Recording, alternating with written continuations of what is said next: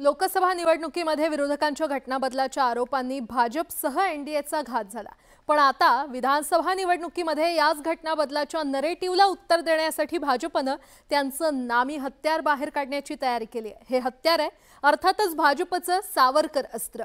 राहुल गांधींची काँग्रेस आणि ठाकरेंच्या शिवसेनेविरोधात भाजपचं हे सावरकर अस्त्र किती परिणामकारक ठरतं याची चर्चा आता सुरू झाली आहे।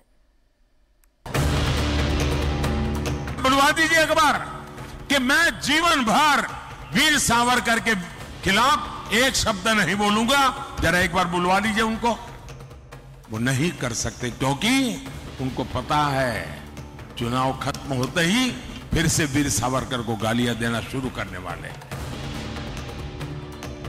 सावरकर विरोधकांना दाखवून दिलं की तुम्ही कितीही सावरकरांचा विरोध कराल तरी देखील एक एक नागरिक रस्त्यावर येऊन म्हणेल होय मीच सावरकर आहे। भाजपमधल्या सावरकर भक्तांना मी सांगतोय की ज्या स्वातंत्र्यासाठी सावरकरांनी जे भोगलं 14 वर्ष रोज मरण त्यांनी भोगलं ते देशाच्या स्वातंत्र्यासाठी भोगलं, मोदी पंतप्रधान होण्यासाठी नाही भोगलं। लोकसभा निवडणुकीआधी सावरकरांवरून रंगलेला हा राजकीय रणसंग्राम महाराष्ट्रात पुन्हा एकदा रंगण्याची शक्यता आहे। पण याची सुरुवात यावेळी राहुल गांधी किंवा काँग्रेस नव्हे तर सत्ताधारी भाजपकडूनच होण्याची शक्यता आहे। कारण महाविकास आघाडीतील काँग्रेस आणि शिवसेना उद्धव बाळासाहेब ठाकरे पक्षाला कोंडीत पकडण्यासाठी भाजप स्वातंत्र्यवीर सावरकरांचा मुद्दा समोर आणण्याच्या तयारीत असल्याची माहिती मिळते आहे। विरोधकांचा संविधानाचा मुद्दा फोल ठरवण्यासाठी सावरकरांच्या कथित अपमानाचा मुद्दा भाजप आणि महायुतीकडून पुढे ऐरणीवर आणला जाणार असल्याचं बोललं जात आहे। नाही, मला वाटतं या संदर्भात केंद्र सरकार त्या ठिकाणी निर्णय घेईल। भारतरत्न त्या ठिकाणी किंवा कुठला सन्मान द्यायचा निश्चितच त्या ठिकाणी केंद्र सरकार करेल। परंतु सावरकरांच्या विचाराचा सन्मान पदोपदी भारतीय जनता पार्टी करते आणि उद्धव ठाकरे आणि संजय राऊत तुमचा पक्ष पदोपदी सावरकरांचा अपमान करताना दिसतंय। महाराष्ट्रात विधानसभा निवडणुकीचे वारे वाहू लागले। पुढच्या काही दिवसात विधानसभा निवडणुकीची घोषणा होण्याची शक्यता आहे। त्याचप्रमाणे सगळ्या राजकीय पक्षांकडून तयारी सुरू झाली आहे।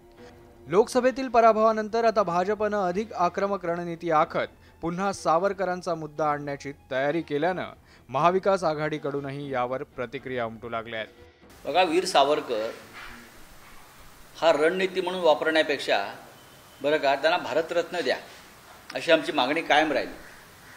आमच्यासाठी वीर सावरकर सध्याचं स्थान आहे, राजकीय रणनीतीचं नाही। आम्ही वारंवार मागणी करतो की वीर सावरकरांना सन्मान द्यायचा असेल तर त्यांना तत्काळ भारतरत्न या किताबानं सन्मानित करावं। तुम्ही अनेकांना दिल्यात भारतरत्न, मला त्यांच्यावर टीका करायची नाही।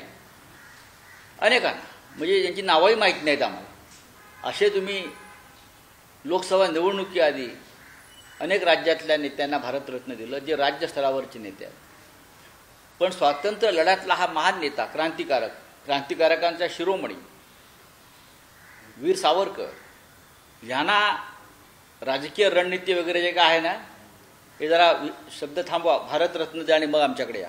तो त्यांचा अंतर्गत प्रश्न आहे ना, कसं काय राजनीती करायची भारतीय जनता पक्षाचा अंतर्गत प्रश्न आहे। संजय राऊतांनी सावरकरांच्या मुद्द्यावरून भाजपवर पलटवार केला, पण त्यानंतर भाजप प्रदेशाध्यक्षांनी राऊतांवर बोलण्यास नकार दिला।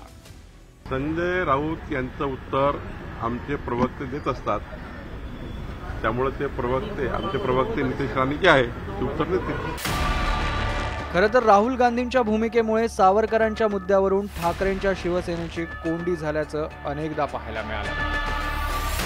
पण हे सगळं राहुल गांधींनी सावरकरांवर टीका केल्यानंतर घडलं होतं। आता राहुल गांधींच्या टीकेआधीच भाजपनं ॲडव्हान्समध्येच शिवसेनेची कोंडी करण्याची रणनीती आखल्याचं दिसतंय। त्यामुळे आगामी विधानसभेची भाजपची रणनीती किती यशस्वी होते हे पाहणं महत्त्वाचं ठरेल। Bureau report, news 18 Lokmat.